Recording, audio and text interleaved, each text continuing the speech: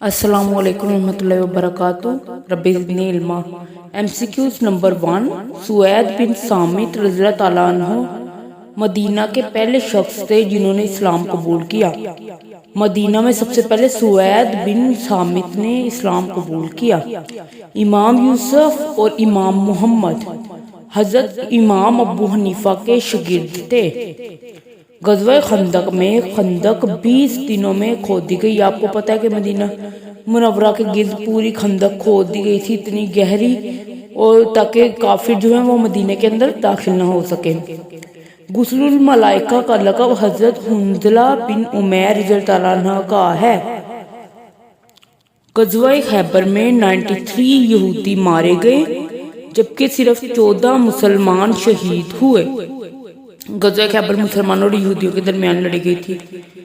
غزوہ بدر میں 14 مسلمان شہید ہوئے جبکہ 70 کفار مارے گئے اور 70 قیدی بنا لیے گئے۔ قرآن مجید کے آخری پارے میں 37 صورتیں اور 39 رکوع ہیں۔ یہ بہت امپورٹنٹ MCQ ہے کہ قرآن مجید کے آخری پارے میں 37 صورتیں ہیں اور 39 رکوع ہیں۔ جامعہ الازہر یونیورسٹی مصر میں ہے۔ جامعہ الازہر یونیورسٹی مصر میں ہے۔ حضرت محمد رسول اللہ صلی اللہ علیہ وسلم ختم النبیین کی 2 بیٹیوں کا نکاح کس صحابی سے ہوا؟ حضرت عثمان غنی سے، اس لیے انہیں ذوال نون کہتے ہیں کہ وہ 2 نوروں والا۔ حضرت محمد صلی اللہ علیہ وسلم ختم النبیین نے 1 حج اور 4 عمرے کیے۔ سورۃ التوبہ میں بسم اللہ 1 دفعہ بھی نہیں آئی۔ سورۃ النمل میں بسم اللہ 2 دفعہ آئی ہے۔ سورۃ النمل میں 2 دفعہ بسم اللہ کا ذکر آیا ہے اور سورۃ التوبہ میں 1 بار بھی بسم اللہ نہیں آئی۔ خانہ کعبہ میں سب سے پہلی اذان کس صحابی نے دی؟ حضرت بلال رضی اللہ تعالیٰ عنہ نے۔ اور ایک بار حضرت بلال رضی اللہ تعالیٰ عنہ نے اذان نہیں دی تھی تو اس دن صبح ہی نہیں ہوئی تھی، پھر جب انہوں نے اذان دی پھر صبح ہوئی۔ خانہ کعبہ میں اسلام کے پہلے پرچم بردار صحابی رضی اللہ تعالیٰ عنہ کون تھے؟ حضرت حمزہ رضی اللہ تعالیٰ عنہ۔ حضرت حمزہ نے سب سے پہلے پرچم اٹھایا تھا۔ بدر میں وہی سپہ سالار تھے۔ بیت المقدس اور حضرت حمزہ آپ صلی اللہ علیہ وسلم کے چچا تھے۔ بیت المقدس کی فتح کے وقت چابیاں کس صحابی کے حوالے کی گئی؟ حضرت عمر رضی اللہ تعالیٰ عنہ کے۔ کس صحابی نے دریائے نیل کے نام خط لکھا؟ حضرت عمر رضی اللہ تعالیٰ عنہ نے۔ مطلب دریائے نیل کا پانی ہر سال خشک ہو جاتا تھا اور وہ ایک دلہن ایک لڑکی کو سنوار کر اور دریا کے اندر پھینک دیتے، پھر دریا چالو ہو جاتا، تو اس لیے حضرت عمر رضی اللہ عنہ نے ایک خط لکھا، اس میں بسم اللہ کا نام لکھا اور کہا کہ اگر تم اللہ کے حکم سے چلتے ہو تو چلتے رہو، لیکن اگر تم اسی ایسے کی کوئی خون کسی کا چاہتے ہو تو پھر ہمیں ایسے دریا کا پانی نہیں چاہیے۔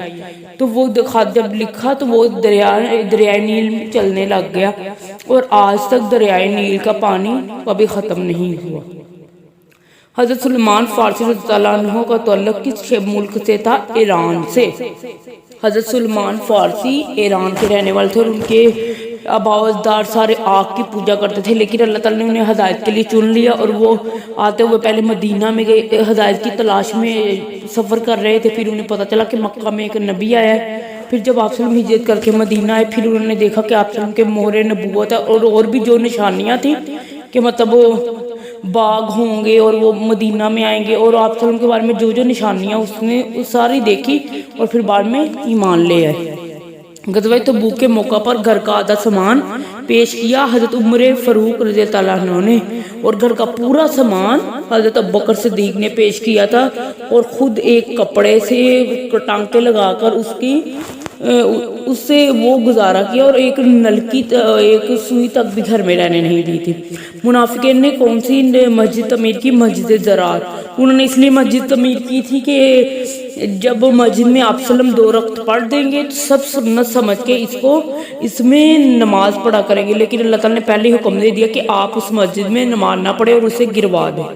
غزوہ تبوک کے موقع پر گھر کا سارا سامان پیش کیا حضرت ابوبکر صدیق رضی اللہ عنہ نے۔ حضرت خدیجہ رضی اللہ عنہ کے غلام کا نام کیا تھا؟ میسرہ۔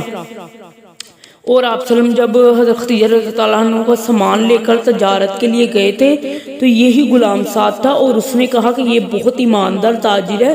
انہوں نے ہر ایک کو پہلے اپنے مال میں کوئی نقصہ وہ بتایا اور جتنی مناسب قیمت تھی مناسب منافع لیا. لیکن اللہ تعالیٰ نے اتنی برکت ڈالی کہ پہلے عام لوگوں سے بہت زیادہ منافع آپ صلی اللہ علیہ وسلم کما کر لائے تھے. بیت الرضوان میں ختم النبیین حضرت محمد صلی اللہ علیہ وسلم نے اپنے ہاتھ کو کس کا ہاتھ کہا تھا؟ حضرت عثمان غنی کا. یہ افواہ پھیلی تھی کہ حضرت عثمان غنی جو گئے ہوئے تھے مکہ والوں کے پاس کہ انہوں نے انہیں شہید کر دیا، حالانکہ انہوں نے روک لیا تھا.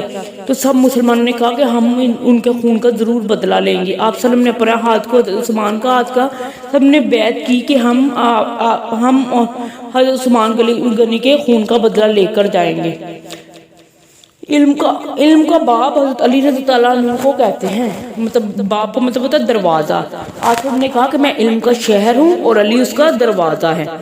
علم کا شہر ختم النبیین حضرت محمد صلی اللہ علیہ وسلم ہے. قرآن کا موضوع انسان ہے، مطلب انسان نے کیسے زندگی گزارنی ہے، انسان کے لیے کون سے احکامات ہیں، انسان کو کس چیز میں غور و فکر کرنی چاہیے، اس سب کے بارے میں قرآن میں ہے کہ تم نے کیا اپنی ذات میں غور و فکر نہیں کرتے کہ اللہ تعالیٰ نے کیسے انسان کا سٹرکچر بنایا. اس کے علاوہ کہ اونٹ کے بارے میں کہ اونٹ کو کتنے عجیب طرح تخلیق کیا گیا. آپ کو پتہ ہے کہ اونٹ کے اتنے دن کھائے بغیر رہ لیتا ہے اور اپنے اندر پانی سٹور کر لیتا ہے، اور ویسے بھی صحرا میں وہ سفر کر سکتا ہے. اس کے ناک میں ایسے نتنے ہوتے ہیں، نتنے اس کے ناک میں ڈسٹ نہیں جانے دیتے، اور اس کی آنکھوں کے آگے ایسی جھلی آ جاتی ہے کہ جس سے طوفانوں میں ریت کے طوفانوں میں بھی اس کی آنکھیں بالکل ٹھیک رہتی ہیں. اور اللہ تعالیٰ نے فرمایا کہ آسمان اور زمینوں کی تخلیق میں کیا انسان غور و فکر نہیں کرتا کہ سب کچھ اللہ تعالیٰ بنانے والا ہے. نزول کے اعتبار سے پہلی سورۃ العلق ہے. سب سے پہلے سورۃ العلق نازل ہوئی. نازل ہونے کے اعتبار سے سورۃ العلق پہلی سورت ہے، اور توفیقی مطلب ارینج جیسے قرآن میں کیا گیا سب سے پہلے سورۃ الفاتحہ کو ارینج کیا گیا. فاتحہ کا مطلب ہے افتتاح. پہلی وحی میں سورۃ العلق کی 5 آیات نازل ہوئی. جب آپ کو یہ واقعہ معلوم ہے کہ جب جبرائیل علیہ السلام نے کہا کہ پڑھیے تو آپ سب نے کہا میں پڑھا لکھا نہیں ہوں. پھر انہوں نے کہا پڑھیے، پھر آپ سب نے کہا کہ میں پڑھا لکھا نہیں ہوں. پھر انہوں نے کہا اقرا بسم ربک الذی خلق، پڑھیے اپنے رب کے نام سے جس نے آپ کو پیدا کیا. پھر آپ صلی اللہ علیہ وسلم نے پڑھے پہلی آیات. پہلا حج حضرت ابوبکر صدیق کی امامت میں ہوا. سورۃ العلق میں قرآن مجید کے 30ویں پارے میں ہے. سورۃ العلق قرآن مجید کے 30ویں پارے میں ہے. قرآن مجید میں 323760 حروف ہیں. 3,23,760 حروف ہیں. قرآن مجید میں 86,430 کلمات ہیں. قرآن مجید کا ایک حرف پڑھنے پر 10 نیکیاں ملتی ہیں، اور الف لام میم یہ 3 حرف ہے، ایک الف پڑھنے پر 10 نیکیاں مل جاتی ہیں. Thank you so much. Kindly subscribe this channel.